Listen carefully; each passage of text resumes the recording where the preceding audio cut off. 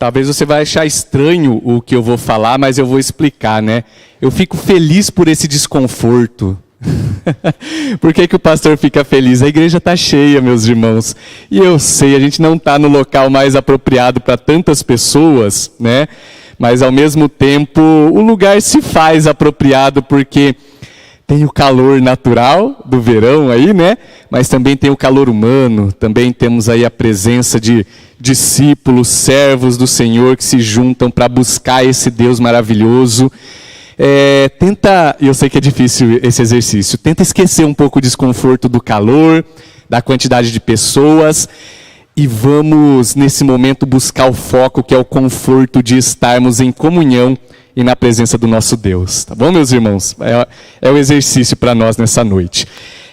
Nós começamos logo pela manhã e nós vamos dar continuidade, porque serão sermões tanto pela manhã como à noite, diferentes, mas com a mesma temática, tá?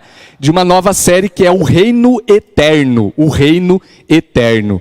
E eu sei que eu vou chover no molhado no que eu vou falar, porque eu já falei de manhã, provavelmente algumas pessoas não estiveram, então eu vou repetir por conta disso.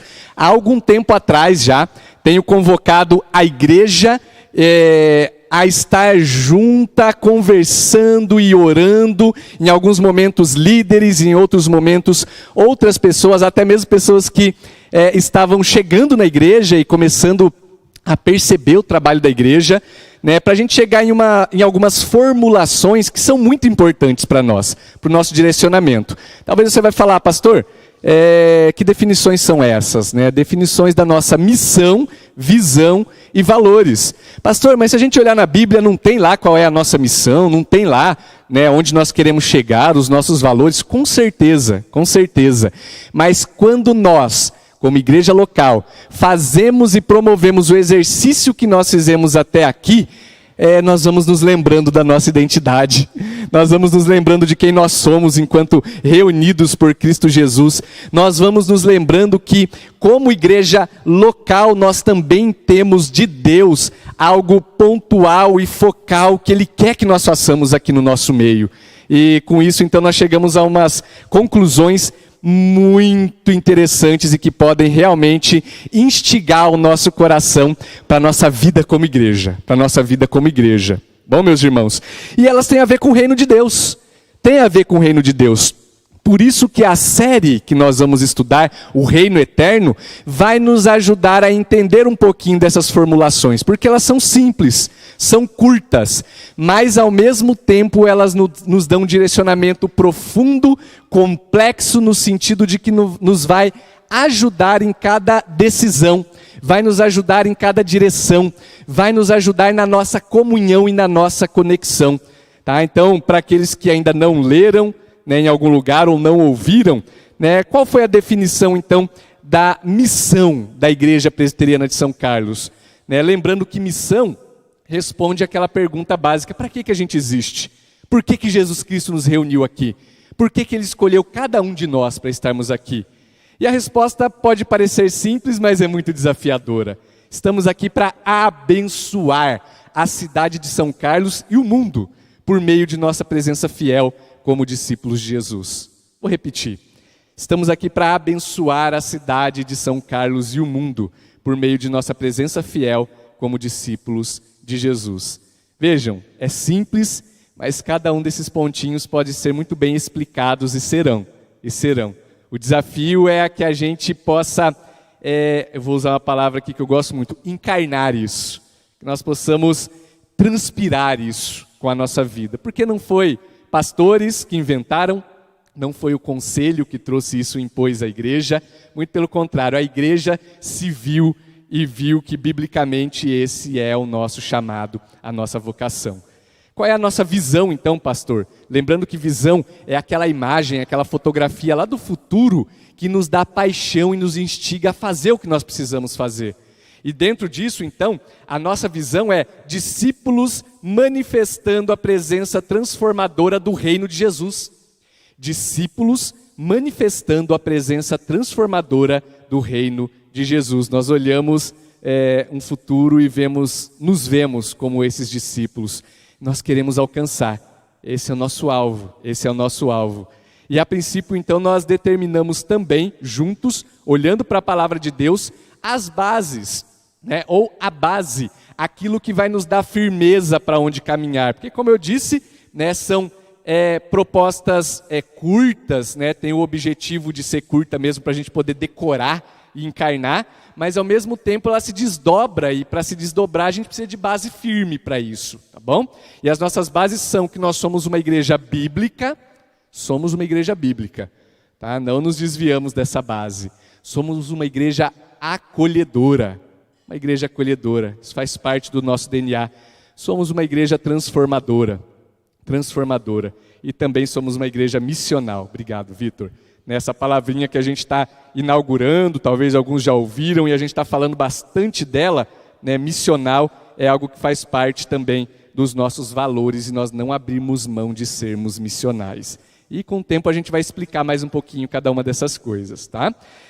E aí eu retomo de novo, né? Volto de novo, né? A esse gosto ou paixão minha, né? Pelos escritos desse grande escritor cristão C.S. Lewis, né? Que vai escrever algumas coisas, inclusive ilustrando o que é viver o reino de Deus, de uma maneira fantasiosa, mas que nos ajuda a entender um pouco melhor o que isso significa para nós, né? E eu me lembro que na história das Crônicas de Nárnia, a Lúcia ela vai adentrar um reino novo.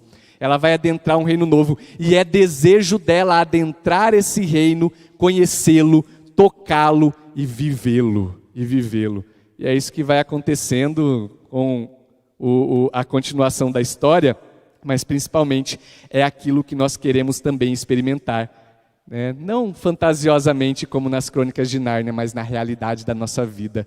Nós temos contato com um reino inaugurado, um reino que foi nos dado pelo nosso Senhor, nosso Criador, nosso Salvador, nosso Resgatador.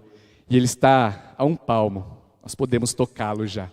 Nós já podemos começar a adentrar esse reino e experimentar as maravilhas e as bênçãos desse reino, que não é um reino passageiro.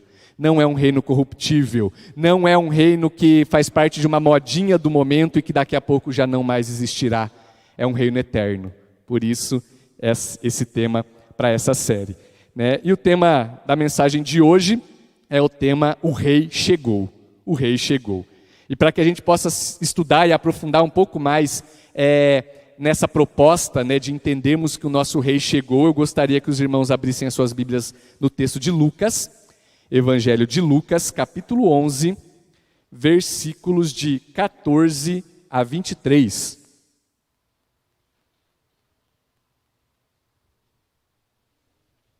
Evangelho de Lucas, capítulo 11, versículos de 14 a 23.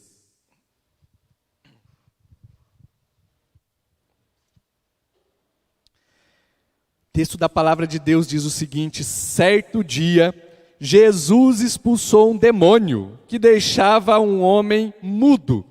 E quando o demônio saiu, o homem começou a falar. A multidão ficou admirada. Mas alguns disseram: é pelo poder de Beelzebu, o príncipe dos demônios, que ele expulsa os demônios.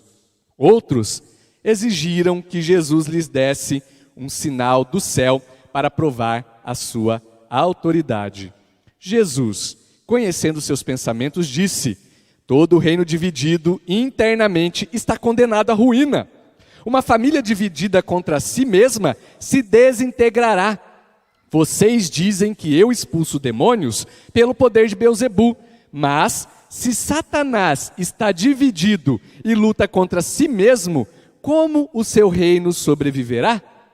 E se meu poder vem de Beelzebu, o que dizer de seus discípulos ou de seus filhos? Eles também expulsam demônios, de modo que condenarão vocês pelo que acabaram de dizer. Se, contudo, expulso demônios pelo poder de Deus ou pelo dedo de Deus, então o reino de Deus já chegou a vocês. Pois quando um homem forte está bem armado e guarda seu palácio, seus bens estão seguros, até que alguém ainda mais forte o ataque e o vença, tire dele suas armas e leve embora os seus pertences. Quem não está comigo, opõe-se a mim, e quem não trabalha comigo, trabalha contra mim.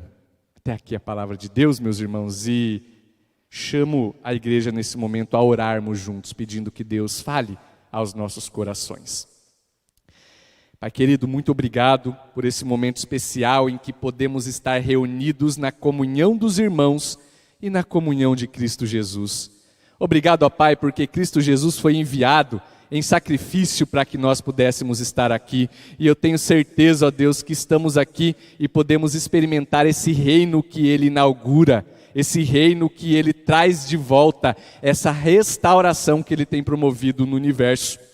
E sabemos que para experimentarmos isso, a melhor maneira é conhecendo o Rei, é conhecendo o reino e vivendo, experimentando as suas bênçãos. Tua palavra foi lida, Senhor, e o nosso desejo é que o Senhor fale conosco através dela, que o Senhor nos ensine, que o Senhor nos guie, que essa palavra seja arraigada ao nosso coração e possa fazer parte do nosso dia a dia, para as nossas decisões, escolhas, para que nós possamos viver o Teu propósito, cumprindo a Tua missão para nós. É em nome de Cristo Jesus, do Filho, que oramos. Amém e amém. Amém, meus irmãos. Não tem jeito, a ilustração agora da noite, eu vou recorrer novamente, como eu disse, a esse livro tão precioso, que eu gosto tanto do C.S. Lewis, que é As Crônicas de Nárnia, o Leão, a Feiticeira e o Guarda-Roupa. Eu expliquei um pouquinho da história pela manhã, e eu tenho certeza que a maioria conhece, inclusive a Disney produziu um filme que representa muito bem o livro. E pela manhã eu falei um pouquinho a respeito de algumas características ali do contexto daquela história, que é uma fantasia, mas que nos ajuda a refletir algumas coisas da nossa realidade. E agora à noite eu gostaria de trazer à tona mais uma cena. Eu fiz questão de hoje à tarde, não consegui assistir o filme todo, mas voltar a essa cena que é tão preciosa, tão cara, tão bonita, e que nos traz um desafio e ao mesmo tempo nos instiga a perceber o poder do Rei do Reino. Tá? E essa cena é a seguinte, tanto quem leu como quem assistiu o filme talvez vai se lembrar. Edmundo, um dos irmãos, Susana, Lúcia, Edmundo e Pedro. Edmundo, ao entrar em Nárnia, ele trai os seus irmãos. Ele trai os seus irmãos. E não apenas ele trai os seus irmãos, como ele trai o próprio reino de Nárnia. Ele trai o próprio rei de Nárnia, ainda que ele não conhecesse esse rei a princípio. Ele trai o rei de Nárnia, que é Aslan. Com isso ele é capturado, a princípio ele é ludibriado, iludido pela rainha branca, que representa o mal, nessa história. E depois então ele é capturado e preso. Mas o rei de Nárnia, ele resolve que vale a pena resgatar esse menino, o Edmundo. Então ele manda os seus soldados e ele é resgatado. Mas vejam só, a rainha, ou melhor, a feiticeira branca que agora dominava, usurpando o reino para ela recorre a algo muito interessante. Ela recorre à própria lei de Nárnia para ir lá até o acampamento onde Aslan está com os seus súditos. E ali então ela explica para Aslan: olha, a lei diz que todo aquele que é traidor precisa pagar o preço da sua traição com sangue. Existe uma pedra e ele precisa derramar o seu sangue naquela pedra. E é nesse momento que eu trago algo que já traz para mim um arrepio, não por causa da história fantasiosa apenas, mas por saber que nós temos um rei ainda maior que faz a mesma coisa, com um rugido. O leão Aslan silencia a feiticeira branca, dizendo: como que você vem querer me ensinar a lei? Eu estava lá quando ela foi escrita. Aquilo é de arrepiar, porque Aslan convida o inimigo a entrar dentro da sua própria tenda. E ali, depois de uma longa conversa, ele anuncia para todos aqueles que estavam na expectativa o que vai acontecer com o Edmundo. Ele diz: olha, o Edmundo não vai precisar morrer. O Edmundo é nosso novamente. Mas a rainha, ou a imperadora, aquela que usurpou o reino naquele momento, faz um lembrete a Aslan e ela diz: olha, você fez uma promessa, como eu vou saber que você vai cumprir essa promessa? E agora, com um rugido ainda mais imponente, majestoso e celestial, ele faz com que tudo se silencie. E a rainha cai sentada ou prostrada diante dele. Ele não precisou de mais nada para provar que ele é o verdadeiro rei. Ele conhece a lei e ele não vai descumprir a lei que ele mesmo criou. Porque eu estou contando essa história para vocês, meus irmãos, porque nós estamos falando aqui de reino. E quando nós olhamos agora para a história bíblica, que é real e verdadeira e não fantasiosa, nós percebemos então que o rei adentrando o reino que foi usurpado pelo mal, ele então promove algo miraculoso diante da vista de todas as pessoas que estavam ali. E essa ação miraculosa é expulsar um demônio da vida de alguém que estava sendo aprisionado pela ação demoníaca do mal. E aquilo deveria ser um sinal de grande alegria para aqueles que estavam ali ao redor. Mas, infelizmente, o que acontece ali é uma divisão. É uma divisão. E isso explica muito a respeito do discipulado. Isso explica muito a respeito do reino eterno. Isso explica muito a respeito do verdadeiro rei. E é sobre isso que nós queremos conversar um pouquinho essa noite, olhando para esse texto. Porque quando nós olhamos para essa história que nós acabamos de ler na palavra de Deus, nós vamos perceber que ela traz grandes implicações para nós que nos chamamos igreja. Nós nos chamamos igreja, comunidade reunida de escolhidos, eleitos de Cristo Jesus, mas algumas implicações muito importantes para a nossa vida agora são trazidas e que também nos leva a grandes desafios. E nós queremos viver o reino de Deus, e é por isso que nós precisamos trazer à tona essa realidade. Então, algumas formulações aqui vão nos ajudar a didaticamente permear esse texto. O primeiro deles, qual implicação isso traz para a nossa realidade? Em primeiro lugar, as boas obras do rei divide a multidão entre súditos e inimigos. Mais uma vez, as boas obras do rei divide a multidão entre súditos e inimigos. Vejam só que coisa interessante. Será que Jesus Cristo em algum momento fez alguma coisa má? Será que em algum momento ele deu algum motivo claro de que aquilo que ele estava trazendo era uma rebelião contra Deus e não o reino de Deus que estava sendo instaurado? Não. Mas quando nós estamos falando da multidão, e a multidão é representada por todos nós, as boas obras dele podem dividir essa multidão. Versículo 14, 15 e 16 do texto que nós lemos vai dizer: certo dia, Jesus expulsou um demônio que deixava um homem mudo. E quando o demônio saiu, o homem começou a falar. Olha que coisa maravilhosa, que alegria. A multidão ficou admirada. Mas alguns disseram: é pelo poder do diabo, é pelo poder de Beelzebu, príncipe dos demônios, que ele expulsa os demônios. E outros ainda céticos exigiram que Jesus lhes desse um sinal do céu para provar sua autoridade. Jesus fez uma grande obra ali. Jesus deu um grande sinal do que realmente estava acontecendo naquele momento, porque as forças do mal estavam perdendo as suas forças. O mal que havia usurpado o reino agora estava perdendo o seu domínio. Quer sinal maior do que esse para dizer que o rei chegou e ele está trazendo todo o poder do seu reino para aquela realidade? Mas vejam só, a multidão se dividiu. E ela se dividiu entre pessoas que ficaram admiradas.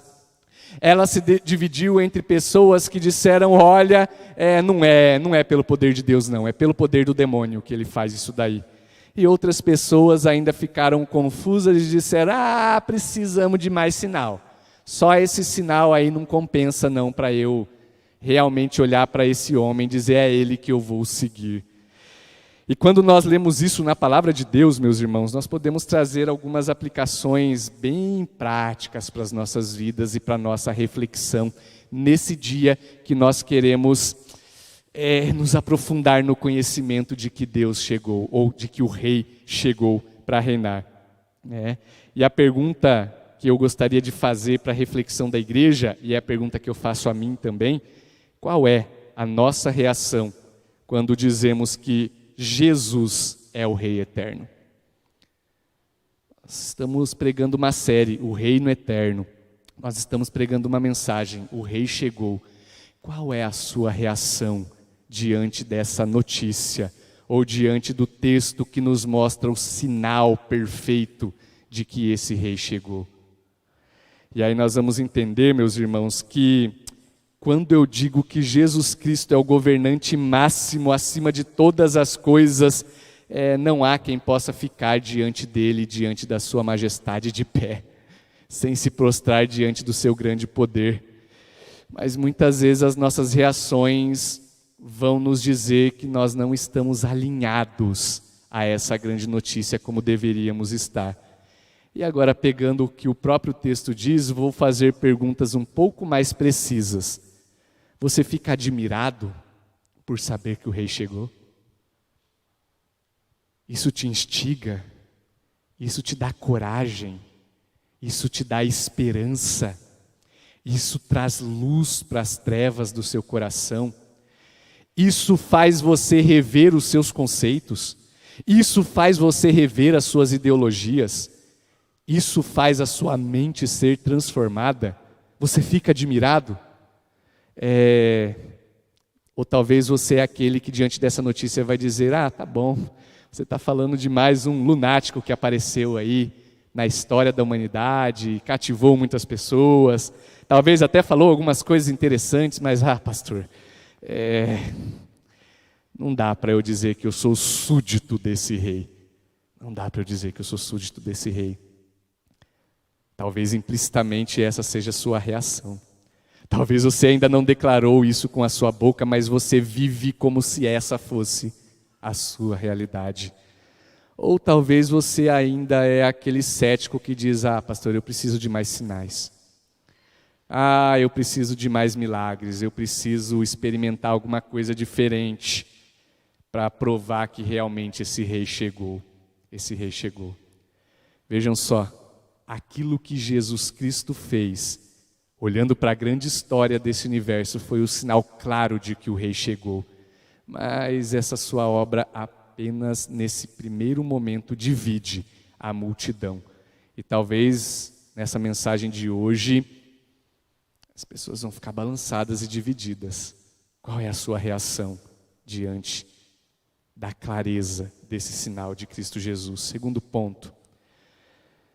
Isso implica para nós, e ler esse texto, estudar esse texto, implica para nós que o rei, ele legitima a sua autoridade por meio do ensino e das obras do reino de Deus.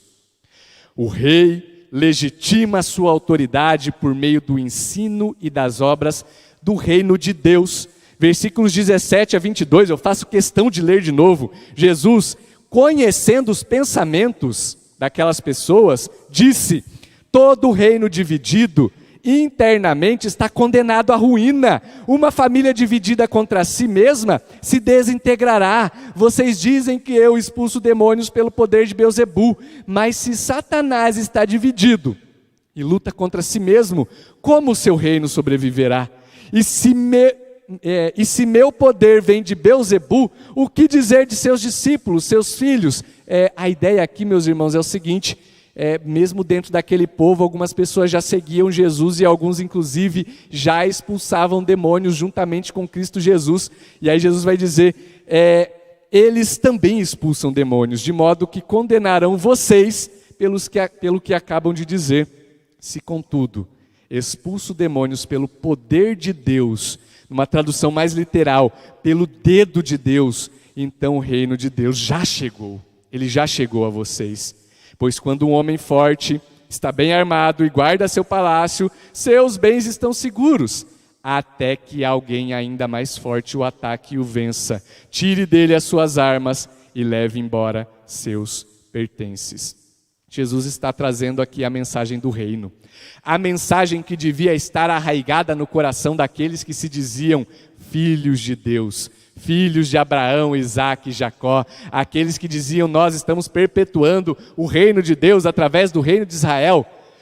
Mas eles não conseguem entender o sinal de Cristo Jesus, e é nesse momento que ele precisa então explicar: a minha autoridade não vem de demônios, nem do príncipe dos demônios, porque o que eu estou fazendo aqui é um sinal claro do reino de Deus, do reino de Deus. Deixa eu contar uma história para vocês. Se Satanás está usando o poder dele para expulsar os seus próprios demônios, então a gente está falando de uma casa dividida, e uma casa dividida ela não vai perpetuar, ela vai se arruinar.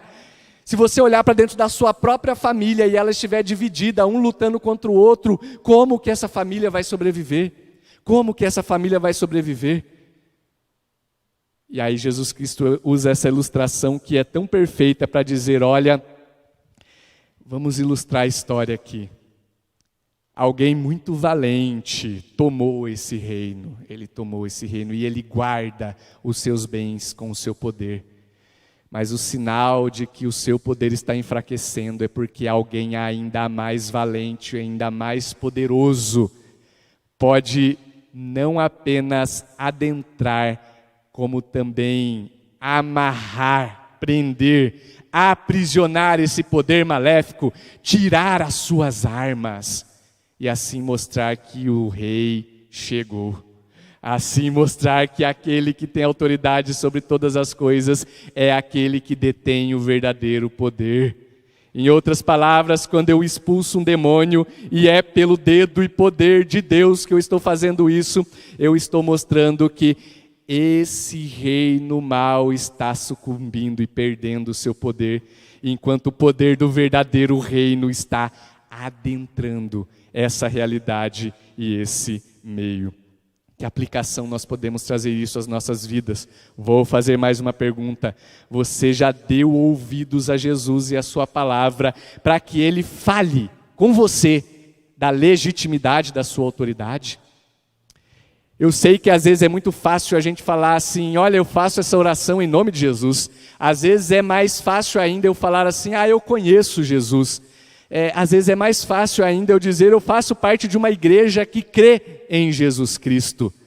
Mas a pergunta que eu estou dizendo é a seguinte, qual é a sua intimidade com Ele, para que Ele mostre para você a legitimidade da sua autoridade? Talvez muitos de nós nos enfraquecemos diante do poder do inimigo, porque muitas vezes não estivemos tão próximos do nosso rei para entender que Ele é o valente mais forte do que aquele que tentou usurpar o reino.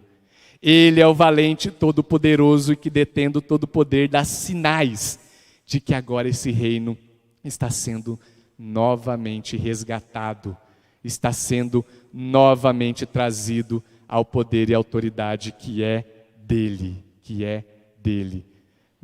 Muito bem me lembrou Timóteo essa manhã. Timóteo é um grande estudioso, ele gosta de estudar.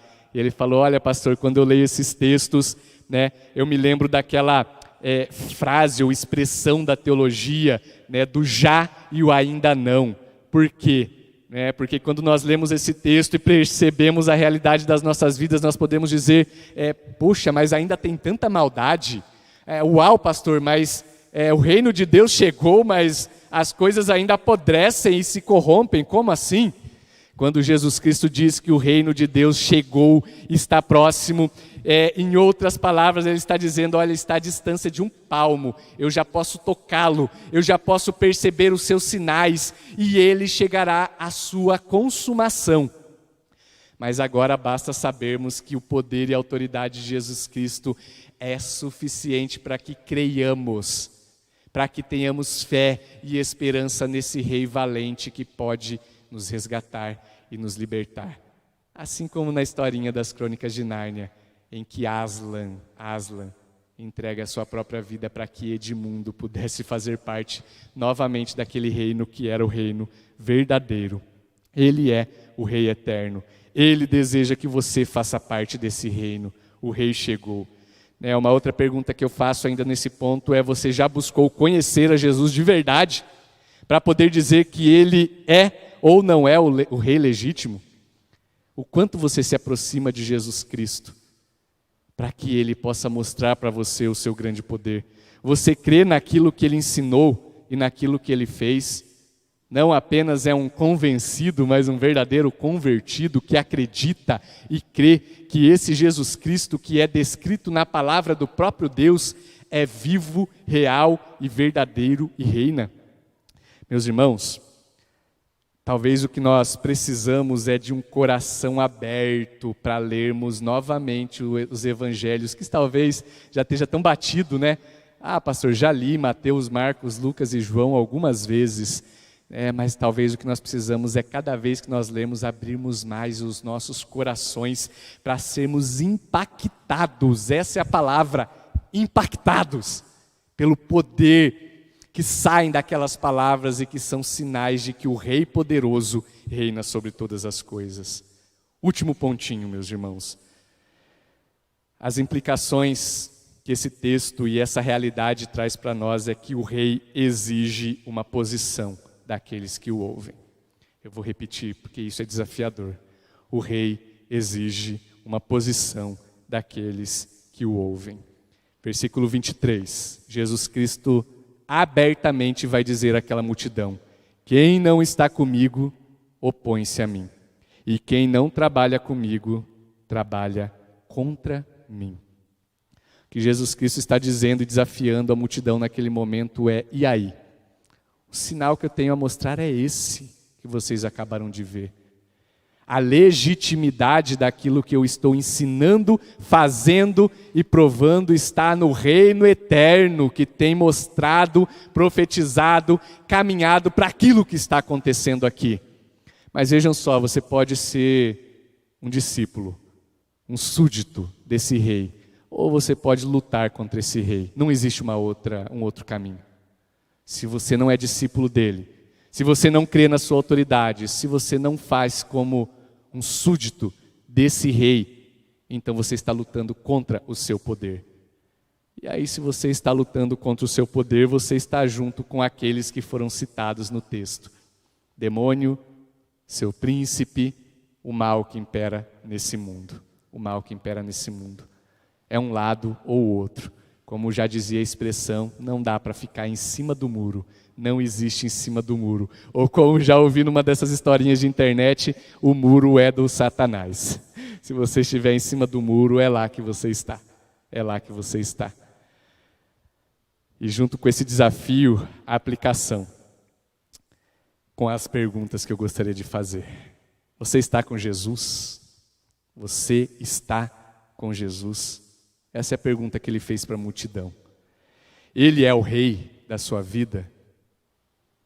Responda com sinceridade, porque alguns reis fracos tentam impor os seus reinos ideológicos e muitas vezes nos mover a viver por esses reis fracos e reinos ideológicos. E a pergunta é: Jesus Cristo é o rei da sua vida? Ele é o governante soberano de todas as coisas que permeiam a sua realidade? É Ele quem dita as regras para você? Jesus está nos chamando ao arrependimento e à fé. E não tem como não terminar essa mensagem com a conclusão que nos leva àquilo que Ele fez por nós. Aquilo que Ele fez por nós, meus irmãos, na cruz, na morte e na ressurreição. Jesus derrota Satanás, seus demônios, seus poderes, meus irmãos.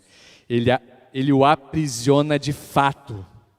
Ele o aprisiona de verdade, de verdade. É ali que ele prende, na cruz é que ele aprisiona Satanás e o acorrenta. Ele não apenas o expulsa com a sua mão, mas ele o aprisiona por meio do seu sacrifício e ressurreição, mostrando a autoridade de que ele é o rei verdadeiro. Foi isso que C.S. Lewis tentou mostrar com a cena em que Aslan entrega a sua vida para que Edmundo pudesse ser novamente um súdito daquele reino. Uma história fantasiosa, mas que nos leva e nos instiga a entender que o poderoso leão de Judá é aquele que se entrega como um cordeiro e derrama o seu próprio sangue para que a nossa realidade pudesse ser transformada, para que a nossa vida pudesse ser resgatada. Ele é o único que pode nos dar perdão, porque a nossa ofensa foi contra Ele e não contra qualquer outro. A nossa ofensa é contra Ele. Até mesmo quando eu peco contra um irmão, a ofensa é contra aquele que criou a lei perfeita que guia as nossas vidas. Ele é o único que venceu a morte e sua ressurreição é a entronização como soberano Rei dos reis, Rei dessa terra. Será que existe algum líder que pode ter poder maior do que esse rei? Será que pode ter algum soberano que nos ameace com seu poder e nos faz tremer diante dele mais do que nós devemos temer e tremer diante do poder do grande rei? Ele é o rei, ele chegou, só ele, meus irmãos. Você está com ele ou contra ele? Quem com ele não ajunta, espalha. E a nossa missão é abençoar a cidade de São Carlos e o mundo através da presença fiel como discípulos desse rei, como súditos desse rei, meus irmãos. Nós vamos então passar, eu acho que o encerramento dessa mensagem ela nos traz uma reflexão muito forte. Nós vamos refletir enquanto nós participamos da comunhão da Santa Ceia do Senhor. Então eu vou chamar aqui à frente o reverendo Ricardo Renó, que vai nos dirigir para esse momento.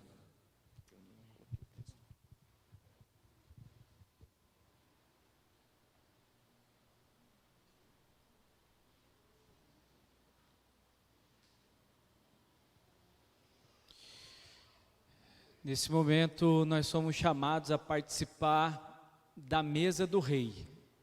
E ainda na lembrança do já e ainda não, propositalmente a mesa do rei, enquanto as portas do reino eterno não se abrem de uma vez por todas, e nós não adentramos a semelhança de Lucy em Nárnia, mas no reino eterno de Deus, essa mesa é simples, é uma mesa de um pão, de um cálice, mas é a mesa do rei, é a mesa do rei que veio como servo.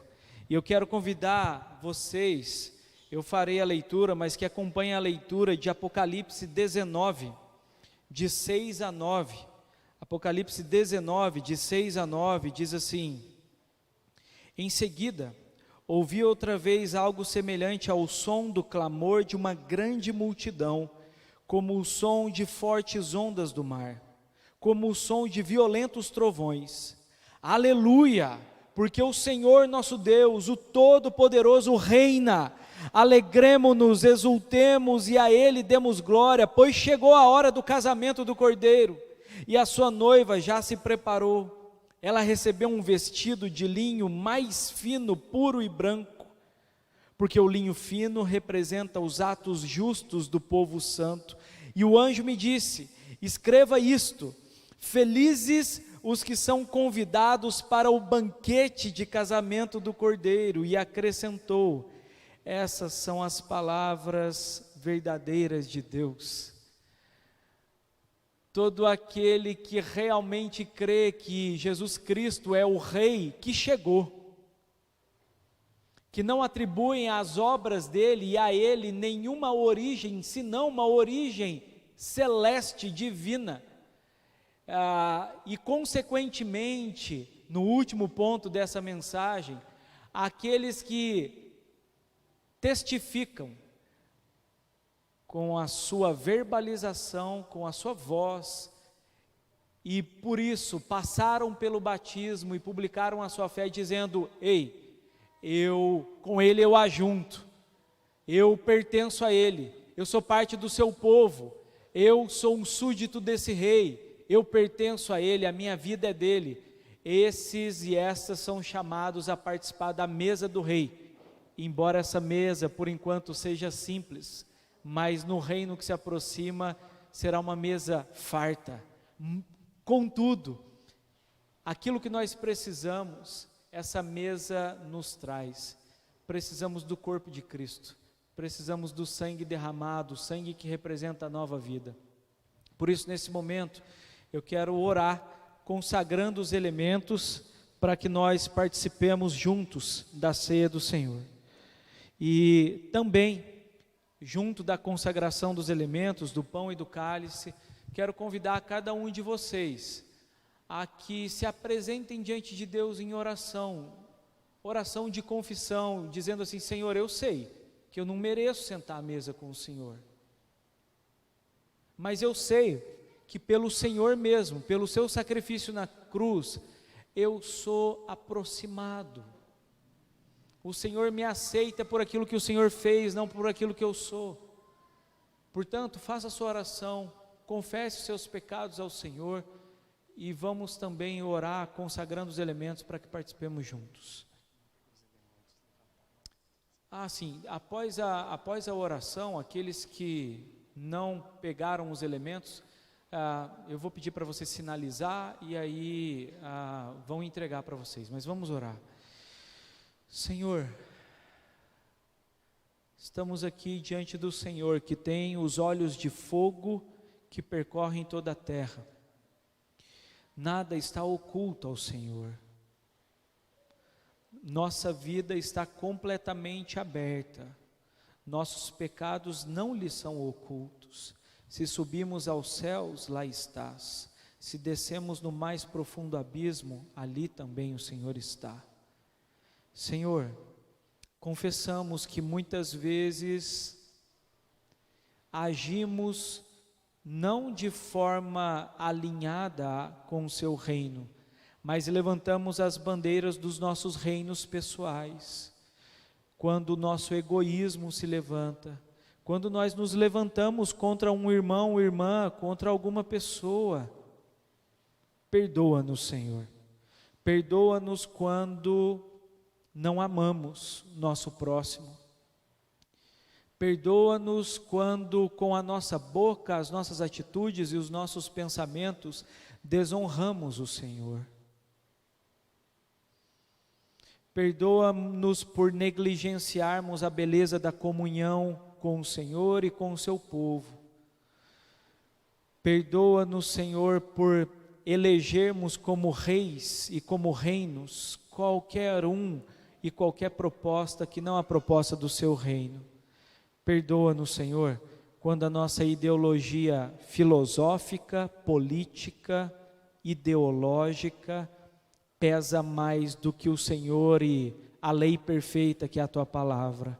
Perdoa-nos. Perdoa-nos quando nos achamos superiores uns aos outros e esquecemos que superior, soberano é o Senhor e nós estamos debaixo da Tua cruz, carentes de perdão, cheios de pecados, necessitados de misericórdia. Senhor Jesus, consagra o Senhor mesmo, esse pão e esse cálice para o uso desse momento. Nós sabemos que é pão, que é suco de uva, mas nós temos convicção de que o Senhor se faz presente no nosso meio. Queremos experimentar a Tua presença que cura, Tua presença que restaura, Tua presença que renova a esperança e o vigor. Senhor, se muitos de nós entramos aqui tão somente admirados, ou talvez atribuindo as obras que o Senhor realizou a qualquer outro que não a Deus Pai e o reino eterno. Senhor, se entramos aqui céticos e cheios de dúvidas, da mesma forma que foi com aqueles discípulos no caminho de Emaús, abra os nossos olhos para que enxerguemos o Senhor. Que esse seja um tempo especial, um tempo de participarmos do Teu corpo, do Teu sangue, de bebermos do perdão e comermos da graça. Faz isso, é assim que nós oramos humildemente em nome de Jesus. Amém. Amém. Segura para mim, por favor. Mais uma vez, aqueles que ainda não foram recebidos, por favor, levante uma de suas mãos e o diácono Paulo vai entregar para vocês e depois a gente continua aqui. Está aqui o seu Alcides, tem aqui na frente também, Paulo? Aqui na frente, alguém levantou a mão? Aqui a família aqui na frente. Tem o Mateus ali, no meio.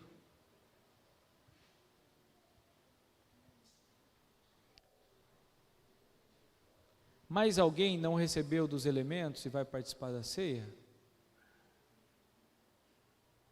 Que eu esteja vendo, não. Por favor.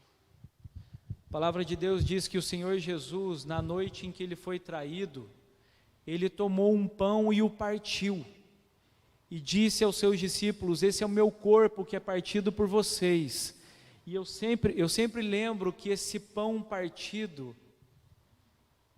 na hora, muito provavelmente, os discípulos não entenderam muito, mas depois, quando eles viram Cristo Jesus sendo açoitado, aqueles chicotes dilacerando as suas costas, e o corpo dele partido na cruz, ali tudo fez um sentido maior. Ele se entregou por nós, e ele disse também a uma multidão: eu sou o pão vivo que desceu do céu, aquele que de mim se alimenta, por mim viverá. E irmãos e irmãs, todos nós precisamos de provisão para a vida, mas Jesus nos diz que a maior necessidade que nós temos na vida é por Ele mesmo. A maior necessidade que nós temos na vida é por Ele mesmo. Semelhantemente, depois de terem ceado para que nós comamos e bebamos juntos, Ele tomou um cálice e disse: esse é o cálice da nova aliança no meu sangue. Agora não são necessários mais que animais sejam mortos para representar o perdão, porque Jesus é o Cordeiro de Deus que tira o pecado do mundo. O seu sangue é precioso. Há quem explique que a missa tenta reproduzir vez ou outra o sacrifício de Cristo, mas a palavra de Deus diz de maneira resoluta que não é necessário que ele seja sacrificado de novo, porque o sacrifício dele foi realizado de uma vez por todas, e é poderoso para nos conceder perdão, restauração e nova vida. Por isso, cientes disso, você que vai participar, por favor, tome do pão, se alimente do corpo de Cristo e depois, em seguida, beba do cálice. Vamos fazer isso juntos?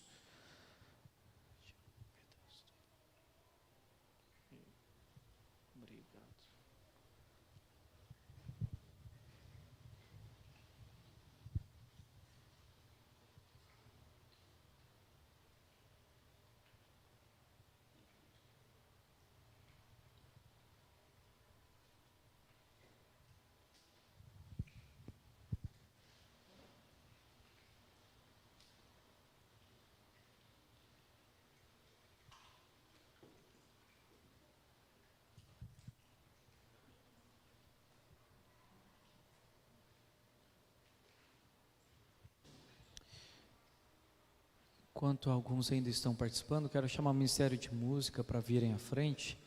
Nós vamos cantar uma canção em celebração a esse momento. E depois nós vamos orar, o pastor Willy vai orar e impetrar a bênção.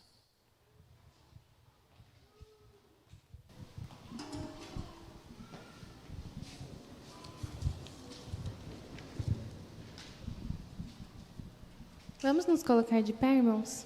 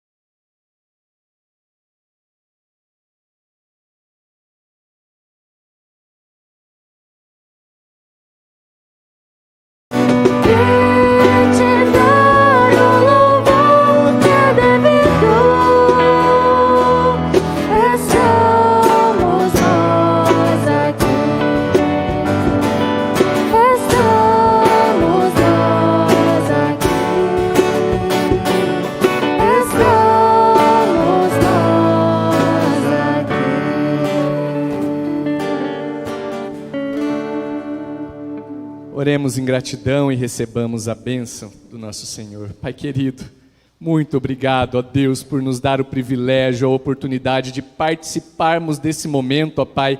Mesmo aqueles que por ainda não entenderem isso e puderam estar aqui conosco, com certeza tiveram o privilégio de presenciar aquilo que é a razão de estarmos vivos e aqui te adorando, que é o sacrifício de Cristo Jesus, o sangue, o corpo que foram entregues, derramados por causa de nós, ó Deus. Obrigado, Senhor, porque aqui nós podemos nos alimentar à Tua mesa, Senhor. Obrigado porque através disso também o Senhor nos fortalece, nos vivifica, nos prepara e nos envia para as nossas vidas, ó Pai, cotidianas, onde estaremos ali cumprindo a nossa missão. Ó Pai, o nosso desejo é ficar aqui o tempo todo, na Tua presença e na comunhão, Senhor. Mas sabemos que ao sairmos desse local, estaremos ainda em culto, estaremos ainda em missão, estaremos ainda servindo ao Rei. É por isso que nós pedimos o Teu auxílio, a Tua ajuda e a Tua bênção nesse momento.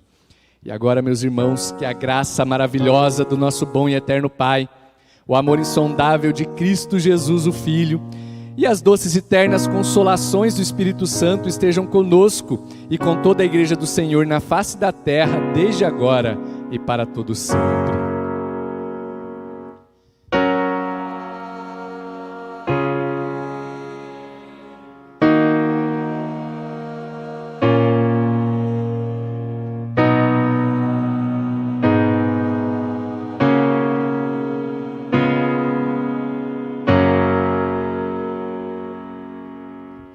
Amém, meus irmãos. Podemos nos assentar?